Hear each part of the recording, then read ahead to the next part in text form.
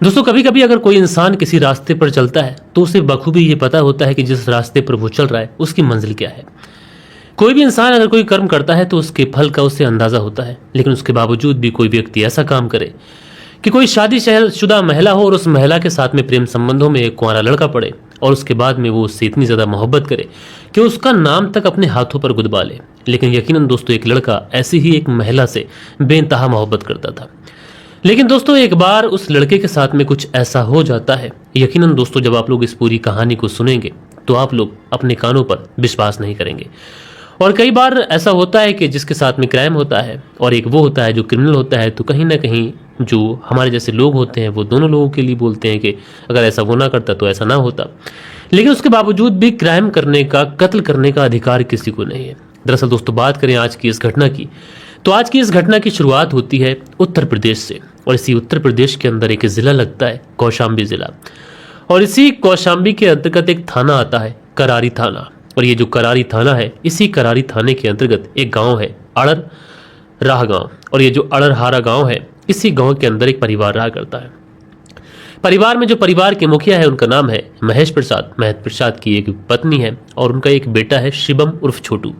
अच्छा, शिवम उर्फ छोटू यह पढ़ने लिखने में काफ़ी ज़्यादा तेज था और माता पिता का भी सपना था कि इसे पढ़ा लिखा कर कुछ ही अच्छी पोस्ट पर पहुंचाएंगे, जिससे परिवार का नाम रोशन हो सके, सारी ही चीज़ें बढ़िया तरीके से हो जाए, रिश्तेदार भी फख्र करें कि हमारी रिश्तेदारी में एक लड़का है जो इस पोस्ट पे है।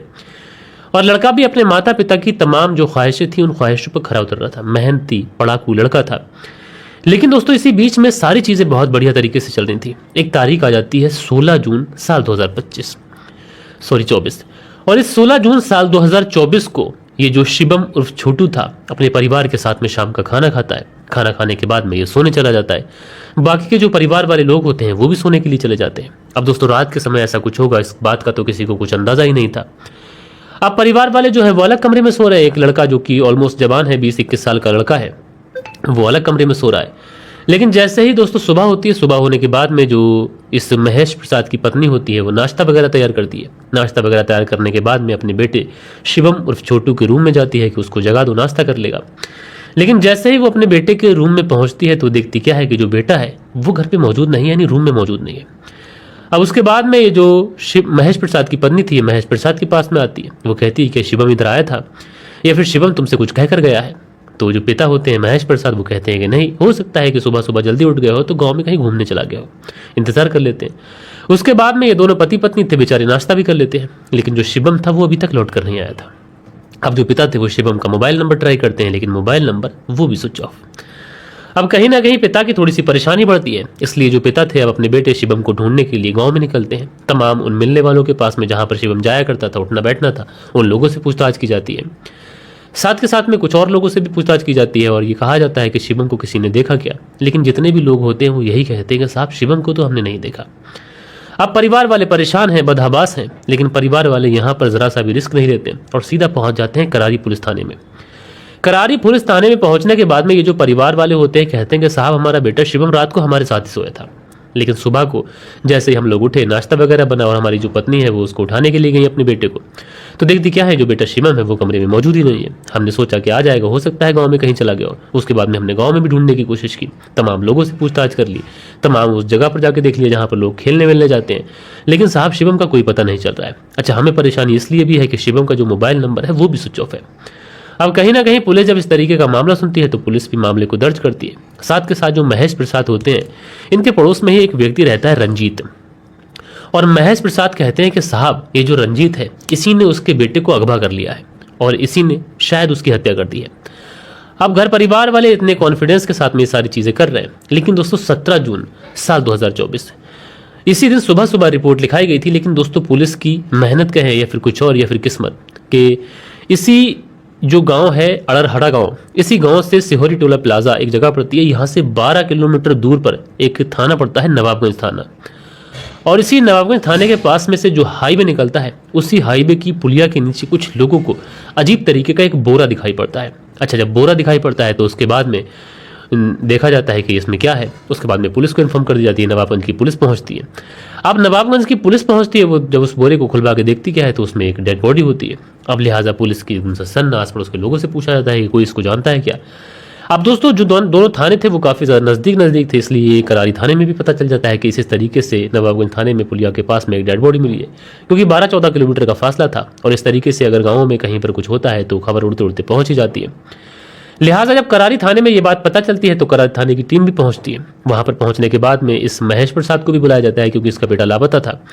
अब महेश प्रसाद को बुलाने के बाद में इसको वो डेड बॉडी दिखाई जाती है। दोस्तों जैसे ही महेश प्रसाद उस डेड बॉडी को देखते हैं, ये दहाड़े मार मार कर रोने लग जाते हैं और महेश प्रसाद कहते हैं कि साहब, ये जो डेड बॉडी है ये किसी और की नहीं है, बल्कि उनके ही बेटे की डेड बॉडी है। अब इस तरीके की बातें कहनी थी कि पुलिस जो थी उस डेड बॉडी को अपनी कस्टडी में लेती है, सीधा पोस्टमार्टम के लिए भेजती है और जो घटना वाली जगह थी उसको बहुत ही बारीकी से सील करने के बाद में फॉरेंसिक टीमों को बुलाया जाता है। सारी जांच पड़ताल, सारे सैंपल्स कलेक्ट किए जाते हैं और उसके बाद में इसके पिता जो था, ये लड़का जो था जिसका नाम शिवम उर्फ छोटू था, इसके जो पिता थे महेश प्रसाद, इनसे पूछताछ की जाती है। तो महेश प्रसाद तो ऑलरेडी जो पड़ोस में रहने वाला रंजीत है उसके ऊपर रिपोर्ट लिखा चुके थे। और दोस्तों पुलिस को यहाँ पर एक ऐसा क्लू इसलिए भी मिलता है, रंजीत के ऊपर शक इसलिए भी होता है क्योंकि ये जो लड़का था जिसका नाम शिवम उर्फ छोटू था, इसके ऊपर इसके हाथ के ऊपर एक नाम गोदा हुआ था। अब पुलिस वाले ये पूछते हैं कि ये किस महिला का नाम है, किस लड़की का नाम है। तो जो घर वाले होते हैं, बाकी के जो लोग होते हैं, ये कहते हैं कि ये जो रंजीत है ये इसी की पत्नी का नाम है। अब जैसे ही ये बात पुलिस को पता चलती है तो पुलिस जो थी वो एकदम से पुख्ता हो जाती है कि यहाँ पर रंजीत का कुछ ना कुछ हाथ जरूर हो सकता है। लिहाजा अब क्या था, पुलिस पहुंचती है, सीधे रंजीत को घर से उठाती है एंड उठाने के बाद में सीधा पुलिस थाने लेके आ जाती है। पुलिस थाने लाने के बाद में रंजीत से पूछताछ की जाती है। तो रंजीत जो था ये पुलिस को बताता है कि साहब, मैं तो रात ही मुंबई से आया हूँ, मुंबई में रह के काम करता हूँ और अभी यहाँ पे आया हूँ और अभी इस तरीके से तुम मुझे उठा लाए हो, तो ऐसा किस तरीके का इल्ज़ाम मेरे ऊपर है। लेकिन दोस्तों जितनी भी चीज़ें मिल रही थी इस रंजीत के अगेंस्ट ही मिल रही थी। लिहाजा पुलिस वाले जो थे वो रंजीत के ऊपर सख्ती बढ़ाते हैं और जब रंजीत के ऊपर सख्ती बढ़ाते हैं तो रंजीत पुलिस के सामने ज़्यादा देर तक टिक नहीं पाता है, क्योंकि ये कोई पेशेवर कातिल, कोई पेशेवर मुजरिम तो था नहीं। इसलिए टूटता है। टूटने के बाद में जो कहानी सुनाता है उस कहानी के हिसाब से ये जो रंजीत था, चूंकि मेहनत मजदूरी का इसका काम था, तो मुंबई में रह के काम किया करता था। अब इसकी जो पत्नी थी ये गाँव में अकेले ही रहा करती थी। अब पत्नी अकेली रहा करती थी तो वहीं पड़ोस में ये शिवम भी रहा करता था। अब शिवम जब कभी निकलता तो ये जो भाभी थी ये दरवाजे पे खड़ी मिल जाती, तो शिवम कभी कभी हंसी मजाक में से कुछ बातें कर लेता। धीरे धीरे ऐसा ही वक्त गुजरता रहता है। लेकिन दोस्तों ये जो महिला थी रंजीत की पत्नी, शायद ये भी शिवम के आने का इंतजार किया करती थी कि शिवम इधर से गुजरे तो मैं उसे देखूं, क्योंकि शिवम भी देखने में बहुत ज़्यादा खूबसूरत था। अब दोस्तों उसके बाद में धीरे धीरे इन दोनों की नैन मटक्का ऐसे ही चलती रहती है, शिवम और इस रंजीत की पत्नी की। और उसके बाद में एक दिन इन दोनों की मोहब्बत का इजहार होता है। अब जब मोहब्बत का इजहार होता है तो उसके बाद में ये दोनों एक दूसरे से हामी भरते हैं और उसके बाद में ये जो सिलसिला था वो शुरू होता है। लेकिन दोस्तों एक बार ये सिलसिला शुरू होता है तो फिर उसके बाद रुकने का नाम नहीं लेता, क्योंकि जो रंजीत था ये मुंबई रहा करता था, इसकी जो पत्नी थी वो घर पे अकेली रहा करती थी। लिहाजा ऐसे में पत्नी के पास में पूरा मौका और पूरा चांस था कि वो अपने प्रेमी शिवम और छोटू से जब चाहे जब मिल सकती थी। इसलिए मिलने मिलाने का दौर शुरू होता है और शारीरिक संबंधों का जब ये दौर शुरू होता है तो फिर इन दोनों को एक दूसरे की लत लग जाती है। अब कहीं ना कहीं गांव के अंदर जब इस तरीके की चीज़ें चलती हैं तो उसके बाद में गांव वालों को हल्की फुल्की खबर भी होती है। अब ये जो रंजीत था इसके कुछ दोस्त लोग रंजीत को बताते हैं कि तुम्हारी पीठ पीछे तुम्हारी जो पत्नी है ये पड़ोस में ही रहने वाले शिवम और छोटू के साथ में सेट है और उसी के साथ में आपत्तिजनक स्थिति में कई बार लोगों ने देखा भी। लिहाजा जैसे ही रंजीत को ये बात पता चलती है तो उसके बाद में वो आग बबूला हो जाता है। 16 जून साल 2024 को रात में बिना बताए अपनी पत्नी को और किसी को ये सीधा सीधा अपने गाँव आ जाता है। अब रात के समय गांव आया था इसलिए घात लगाकर बैठ जाता है कि अगर इस बात में सच्चाई होगी तो कुछ ना कुछ तो जरूर देखने को मिलेगा। घर में झांकता रहता है। लेकिन जैसे ही रात के 9 से 10 बजे के आसपास का समय होता है, गांव के जो लोग थे वो सोते हैं, क्योंकि गांव के अंदर अमूमन लोग जल्दी सो जाते हैं।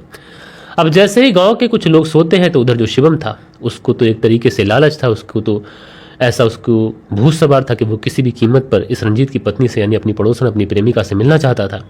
इसलिए शिवम उर्फ छोटू बेताबी से अपनी प्रेमिका से मिलने के लिए इस रंजीत की पत्नी के पास आता है। अब जैसे ही रंजीत इसको अपनी पत्नी के पास जाते हुए देखता है, दोनों आपत्तिजनक स्थिति में होते हैं, तो पीछे से ही रंजीत पहुंच जाता है। उसके बाद में ये छोटू की बहुत ज़्यादा मारपिटाई करता है। मारपिटाई करने के बाद में गला दबाकर उसकी हत्या करता है एंड हत्या करने के बाद में उसके शव को एक बोरी एक कट्टे में पैक करता है और उसके बाद में पहुंच जाता है सिहोरी टोल प्लाजा के पास में, जो कि 12 किलोमीटर दूर है, नवाबगंज थाने में पड़ता है। और यहीं पर हाईवे के पास में एक पुलिया है, उसी पुलिया के नीचे ये उस डेड बॉडी को फेंक कर वहां से 9-11 हो जाता है। इसने डेड बॉडी लगभग 12 से 14 किलोमीटर दूर ले जाकर इसलिए फेंकी थी कि ये जो केस है ये कभी खुल ना पाए।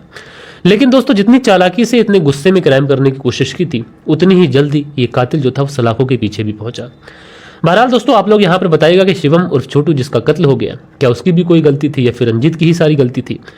और रंजीत को क्या उसका कत्ल करना चाहिए था। सारी चीजें आप लोग कमेंट्स में हमारे साथ में अपना मशवरा, अपनी राय, अपना ओपिनियन पसंद आई हो तो एक लाइक करिएगा और दोस्तों और मित्रों के साथ में जरूर से जरूर शेयर करिएगा। बाकी दोस्तों मिलते हैं कल के दिन किसी और स्टोरी के साथ में। जब तक के लिए अपना ख्याल रखें, देश का ख्याल रखें, परिवार के रिश्तों की अहमियत को समझें। जय हिंद, जय भारत।